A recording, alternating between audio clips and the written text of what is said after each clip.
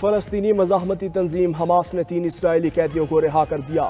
اسرائیل کی طرف سے 369 فلسطینی قیدیوں کی رہائی متوقع، عمر قید کی سزا پانے والے 36 قیدی بھی شامل۔ دوسری طرف اسرائیل نے رفح بارڈر پر موجود تیار گھر غزہ لے جانے کی اجازت دینے سے انکار کر دیا۔ مغربی کنارے میں اسرائیلی جارحیت سے 25 روز میں 25 فلسطینی شہید۔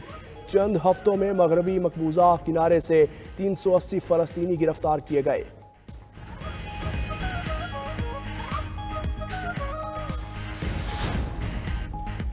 اڈیالہ جیل کے گیٹ نمبر 5 پر فواد چودھری اور شعیب شاہین لڑ پڑے۔ فواد چودھری نے تھپڑ جڑ دیا، شعیب گر پڑے۔ ذرائع کے مطابق فواد چودھری نے شعیب شاہین سے کہا تم ٹاؤٹ ہو، جس پر شعیب شاہین نے فواد چودھری سے کہا اپنے کام سے کام رکھو۔ فواد چودھری نے شعیب شاہین کو تھپڑ مارا۔ شعیب شاہین کو زمین پر گرنے کے باعث بازو پر چوٹ آئی۔ شعیب شاہین سے جھگڑے کے بعد فواد چودھری اڈیالہ جیل کے اندر چلے گئے، جبکہ شعیب شاہین کو سپرنٹینڈنٹ اڈیالہ جیل سے اندر بلا لیا۔ پنجاب نے جدید زراعت کی طرف قدم بڑھا دیا۔ چولستان میں گرین پاکستان منصوبے کا آغاز۔ منصوبے کی افتتاحی تقریب سے خطاب میں army chief general Asim Munir نے کہا پنجاب پاکستان کا زرعی پاور ہاؤس بن گیا۔ جدید زراعت میں پنجاب اور کسانوں کا قائدانہ کردار قابل تحسین ہے۔ کہا فوج معاشی ترقی کے عمل میں بھرپور حمایت جاری رکھے گی۔ گرین کارپوریٹ منصوبے کے تحت مختصر وقت میں یہ کامیابیاں حوصلہ افزا اور ترقی کی نوید ہیں۔ وزیر اعلیٰ پنجاب مریم نواز بولیں چولستان اور پنجاب میں آج جدید زراعت کے انقلاب کی بنیاد رکھ دی گئی ہے۔ ان منصوبوں کا آغاز پنجاب کے کسانوں کی ترقی کے ایک نئے سفر کا آغاز ہے۔ وزیر داخلہ محسن نقوی سے امریکہ کی قائم مقام سفیر نیٹلی بیکر کی ملاقات۔ پاک امریکہ تعلقات، باہمی دلچسپی کے امور سمیت دو طرفہ تعاون بڑھانے پر تبادلہ خیال۔ محسن نقوی نے کہا کہ دہشت گردی ایک بین الاقوامی مسئلہ ہے، اس سے نمٹنے کے لیے عالمی برادری کو مل کر کام کرنا ہوگا۔ پاکستان کے قانون نافذ کرنے والے اداروں کی استعداد کار بڑھانے میں امریکی تعاون انتہائی اہمیت کا حامل ہے۔ دورہ امریکہ میں امریکی کانگریس کے ارکان سے ملاقاتیں انتہائی مثبت رہیں۔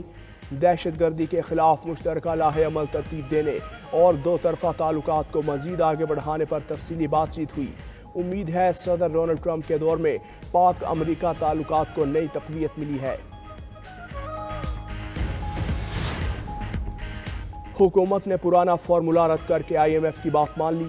ذرائع کے مطابق نئے فارمولے کے تحت PIA کی نجکاری اکتوبر تک مکمل کی جائے گی۔ وزیر اعظم شہباز شریف نے ڈیڈ لائن کی منظوری دے دی۔ نجکاری کا عمل جون سے شروع کر کے اکتوبر تک مکمل کیا جائے گا۔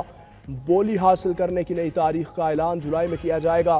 نجکاری سے قبل PIA کے بقایا جات سے نمٹنے کا پروسیس مکمل کیا جائے گا۔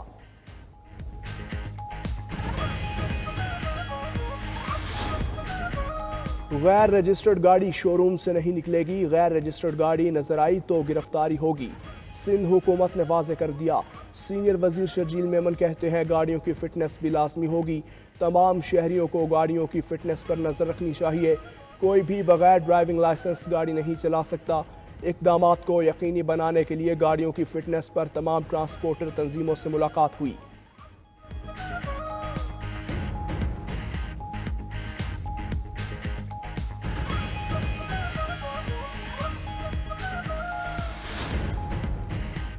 وزیر اعلیٰ Khyber Pakhtunkhwa motor vehicle automation system اور رجسٹریشن سمارٹ کارڈ کا اجرا کر دیا۔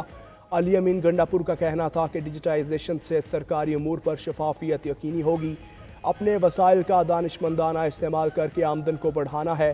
صحت کارڈ کی مد میں سالانہ 11 ارب روپے کی بچت ہو رہی ہے۔ عوام منشیات کے تدارک کے لیے ایکسائز اہلکاروں کے ساتھ تعاون کریں۔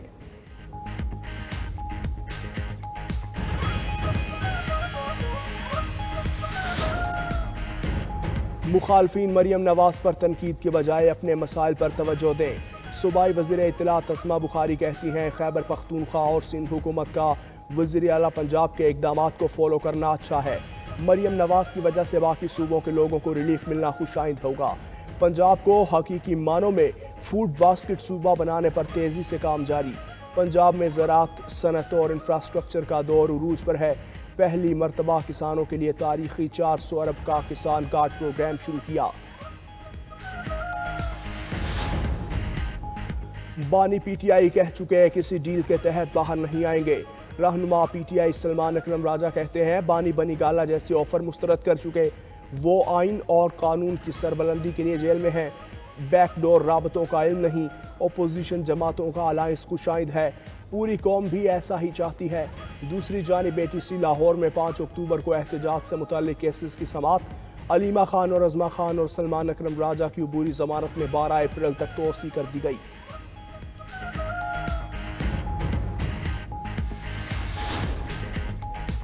Chief justice Pakistan justice Yahya Afridi کا اہلیہ کے ساتھ S O S village Peshawar کا دورہ۔ چیف جسٹس پاکستان اور ان کی اہلیہ نے بچوں سے ملاقات کی، بچوں کے ساتھ دوپہر کا کھانا کھایا۔ چیف جسٹس نے بچوں کو نصابی اور غیر نصابی سرگرمیوں میں بہتر کارکردگی دکھانے کی ترغیب دی۔ اعلامیے کے مطابق ولیج کی ڈائریکٹر کوکب بطول قریشی نے انہیں ادارے کے بارے میں تفصیلی بریفنگ دی۔ کہا ادارہ یتیم اور بے سہارا بچوں کو رہائش فراہم کرتا ہے۔ ایس او ایس ولیج تقریباً 121 بچے مقیم ہیں۔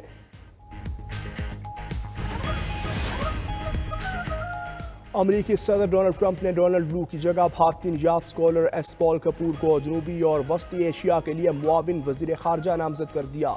ایس پال کپور کی نامزدگی بھارت کے وزیر اعظم نریندر مودی کے دورہ واشنگٹن کے دوران ہوئی، جس سے امریکی پالیسی میں ممکنہ سخت تبدیلی کا عندیہ ملتا ہے۔ ایس پال کپور پاکستان کے بارے میں سخت موقف رکھتے ہیں اور امریکہ بھارت شراکت داری کے مضبوط حامی ہیں۔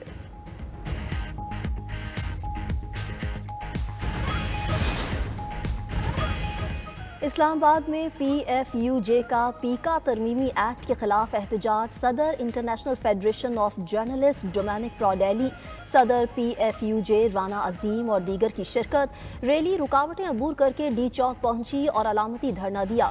صدر آئی ایف جے ڈومینک پراڈیلی نے کہا کہ 140 ممالک کے 6 لاکھ صحافی پاکستانی صحافتی کمیونٹی کے ساتھ ہیں۔ صدر P F U J Rana عظیم نے متنازع پیکا ایکٹ کی واپسی تک احتجاج جاری رکھنے کا اعلان کیا۔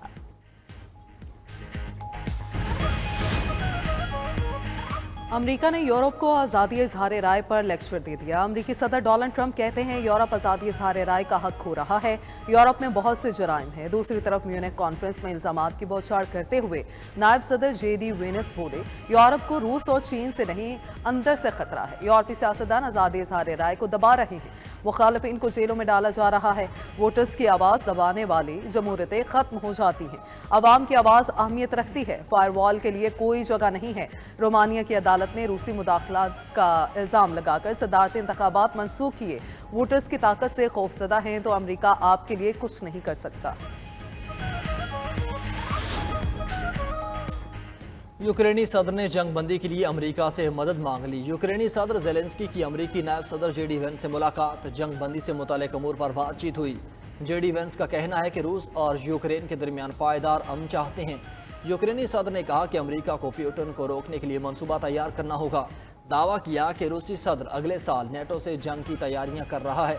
صدر یورپی کمیشن کا کہنا ہے کہ ناکام یوکرین یورپ کے ساتھ امریکہ کو بھی کمزور کر دے گا۔ امریکہ کی قیادت میں مذاکرات پر گہری نظر رکھے ہوئے ہیں۔